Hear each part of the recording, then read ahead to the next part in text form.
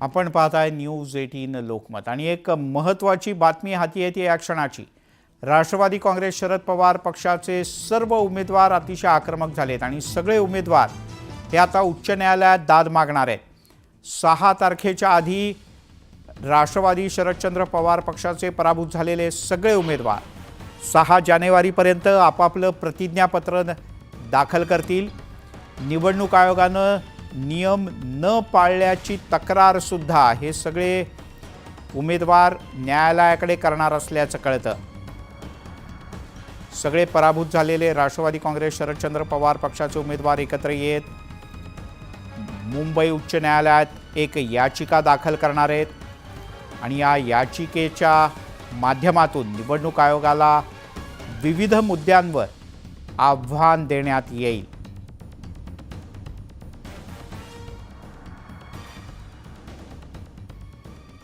आणि आता राज्यभरातल्या बातम्यांचा वेगवान आढावा। गावाकडच्या 50 बातम्या। पोत्यांच्या तुटवड्यामुळे वाशिम जिल्ह्यात नाफेडची सोयाबीन खरेदी मागच्या 5 दिवसांपासून ठप्प आहे। त्यामुळे अनसिंग, रिसोड, अमानी यासह इतर खरेदी केंद्रावर शेतकऱ्यांच्या वाहनांच्या लांबच लांब रांगा लागल्याचं दिसत आहे। वाढवण बंदराला जोडणाऱ्या महामार्गासाठी सध्या पालघरमध्ये भूसंपादन सुरू आहे। याबद्दल शेतकऱ्यांना कोणतीही पूर्वकल्पना किंवा नोटीस देण्यात आलेली नाही। शासनाचं अधिग्रहण मात्र सुरू झालंय, त्यामुळे संतप्त शेतकऱ्यांनी विरोध केल्यानं प्रशासनाला काही ठिकाणून काढता पाय घ्यावा लागला। पुण्यामध्ये महाराष्ट्र साहित्य परिषदेची सर्वसाधारण सभा पार पडली। या सभेत मात्र प्रचंड गोंधळ उडाला। सभेत मोठा गदारोळ झाल्यानं सभा वादळी ठरली। गडचिरोली जिल्ह्यातील अतिसंवेदनशील भागात माओवाद्यांनी बांधलेलं स्मृती स्मारक गडचिरोली पोलिसांनी उद्ध्वस्त केलं। हे स्मारक उद्ध्वस्त करण्याआधी बॉम्बशोधक पथकासह तपासणी सुद्धा करण्यात आली होती। मुंबई पुण्याहून मोठ्या प्रमाणात पर्यटनासाठी पर्यटक लोणावळ्याला येतात, मात्र लोणावळ्यातील रस्ते खड्डेमय आणि संकुचित झाल्यानं पर्यटकांना मोठा मनस्ताप सहन करावा लागतो। यामुळे प्रशासनानं आता रेल्वेच्या इथे एक उड्डाणपूल बांधावा अशी मागणी जोर धरू लागली आहे। जुन्या मुंबई पुणे महामार्गावर कार्ला फाटा परिसरात मोठी वाहतुकीची कोंडी झाली। दरम्यान वाहतूक कोंडीमुळे वाहन चालकांना कसरत करावी लागते। नागपूरमध्ये पर्यावरण प्रेमींच्याकडून जिल्हाधिकारी कार्यालयात एक पेड़ मां के नाम असं अभियान राबवण्यात आलं। जिल्हाधिकारी कार्यालयातील नव्या इमारतीच्या बांधकामासाठी वृक्षतोडीला विरोध करण्याकरता पर्यावरण प्रेमींनी हे अनोखं अभियान राबवलं। बदलापुरात होणाऱ्या आगरी महोत्सवाची शान गौतमी पाटीलच्या नृत्यानं अधिक वाढली। गौतमी पाटीलच्या बहारदार नृत्यानं सगळ्यांना घायल केलं। यावेळेला गौतमीचं नृत्य पाहण्यासाठी लोकांनी मोठी गर्दी केली होती।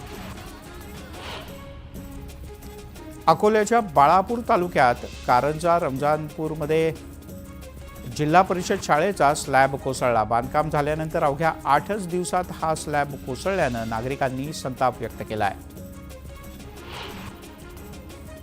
वाशिम जिल्ह्यातून जाणाऱ्या अकोला ते पूर्णा या 185 किलोमीटरच्या रेल्वे मार्गाचं विद्युतीकरण पूर्ण झालंय। त्यामुळे आजपासून या मार्गावर एकूण 8 एक्सप्रेस गाड्या धावू लागल्या आहेत।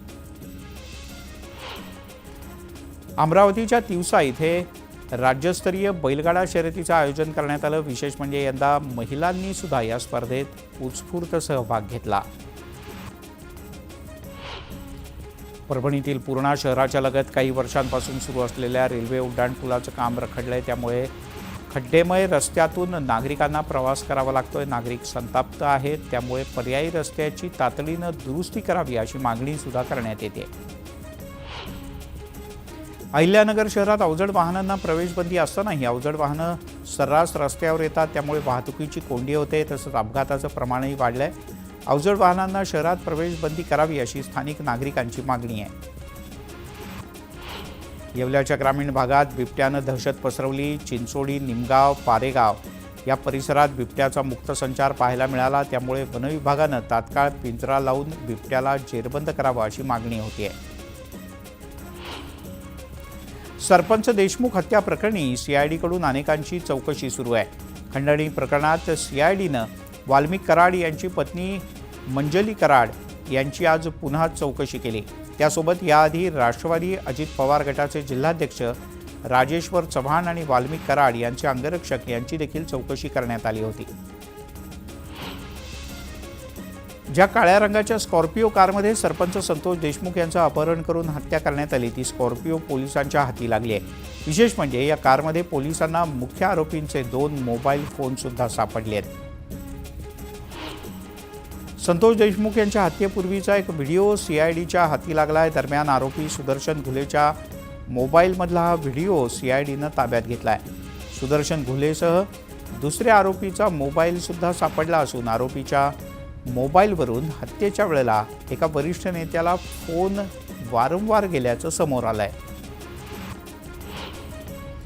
बीड प्रकरणातील कोणत्या बड्या नेत्याला कॉल केले होते, कोण आहे हा बडा नेता, असा प्रश्न उपस्थित करत त्या नेत्याचं नाव तातडीनं जाहीर करा अशी मागणी सामाजिक कार्यकर्त्या अंजली दमानिया यांनी केली आहे. सरपंच संतोष देशमुख हत्या प्रकरणात राष्ट्रवादी काँग्रेसच्या युवती प्रदेशाध्यक्ष संध्या सोनवणे यांची सीआयडीकडून चौकशी करण्यात आली. या प्रकरणी आतापर्यंत 50 ते 60 जणांची तपासणी आणि प्राथमिक चौकशीही करण्यात आली. जितेंद्र आव्हाड यांच्या विरोधात अॅट्रॉसिटीचा गुन्हा दाखल करावा या मागणीसाठी राष्ट्रवादीच्या वतीनं बीड पोलीस स्थानकाच्या बाहेर ठिय्या आंदोलन सुरू करण्यात आलं आहे. जोपर्यंत आव्हाड यांच्यावर अॅट्रॉसिटीचा गुन्हा दाखल होत नाही तोपर्यंत मागे हटणार नाही अशी आक्रमक भूमिका राष्ट्रवादीच्या स्थानिक कार्यकर्त्यांनी घेतली आहे. संतोष देशमुख हत्येप्रकरणी जितेंद्र आव्हाड यांचे चॅट रुपाली ठोंबरे यांनी सोशल मीडियात व्हायरल केले. यामध्ये जितेंद्र आव्हाड यांच्या भूमिकेवर राष्ट्रवादी काँग्रेसचे प्रदेशाध्यक्ष सुनील तटकरे यांनी शंका व्यक्त केली.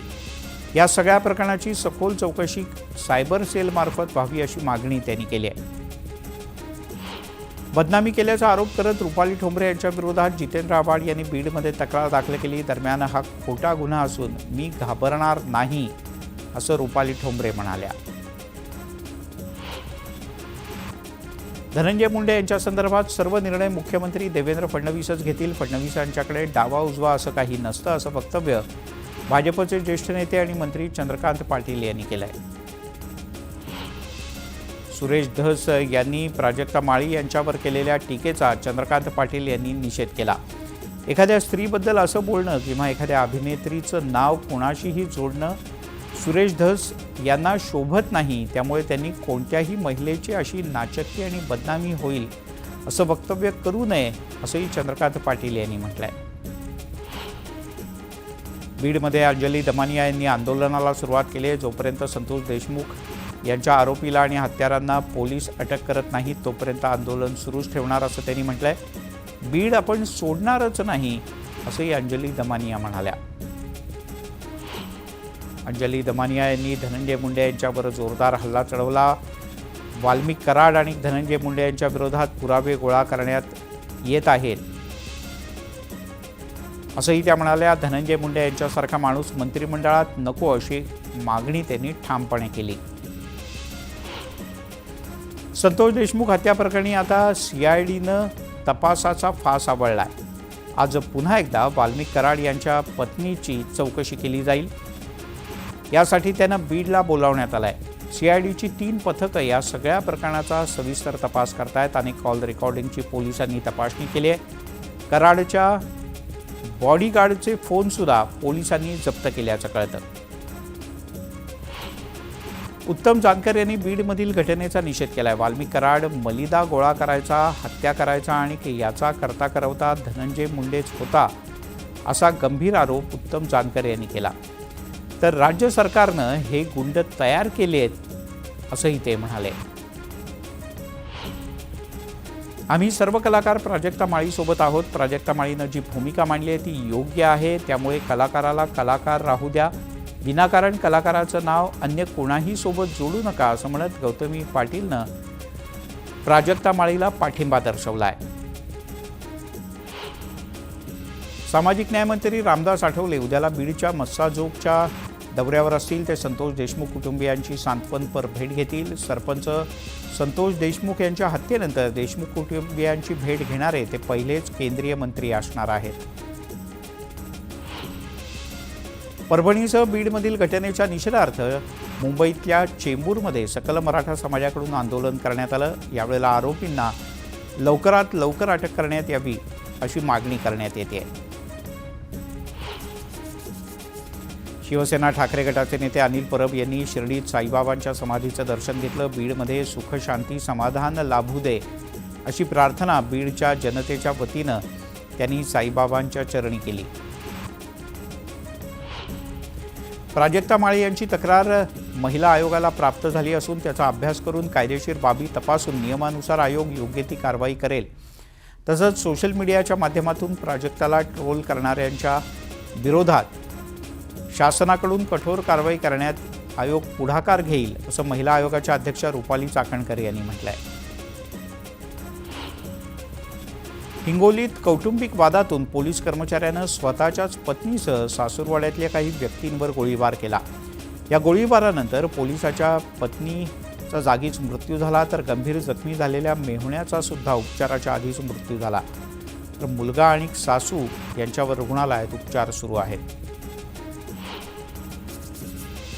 नवी मुंबईतल्या कोपरखैरणे इथल्या इमारतीच्या पहिल्या मजल्यावरच्या घरात हॉलमध्ये भलं मोठं भगदाड पडलं. सेक्टर 7 मधील सम्राट नावाच्या इमारतीत एका फ्लॅटच्या हॉलमधला काही भाग अचानक खालती कोसळला. पालिकेकडून आता ही इमारत रिकामी करण्याच्या सूचना देण्यात आल्या. पुढच्या 8 दिवसात ही इमारत रिकामी केली जाईल. नवी मुंबई विमानतळावर इंडिगोच्या विमानाचं यशस्वीपणे लँडिंग झालं. 17 एप्रिलपासून नवी मुंबईचे हे विमानतळ पूर्ण क्षमतेनं सुरू होईल अशी अपेक्षा आहे. नवी मुंबई विमानतळ 17 एप्रिल 2025 पासून सुरू होणार असल्याची माहिती उरणचे आमदार महेश बालदी यांनी दिली आहे. दरम्यान या विमानतळामुळे रोजगाराच्या मोठ्या संधी उपलब्ध होणार असल्याचंही ते म्हणाले. कल्याण अत्याचार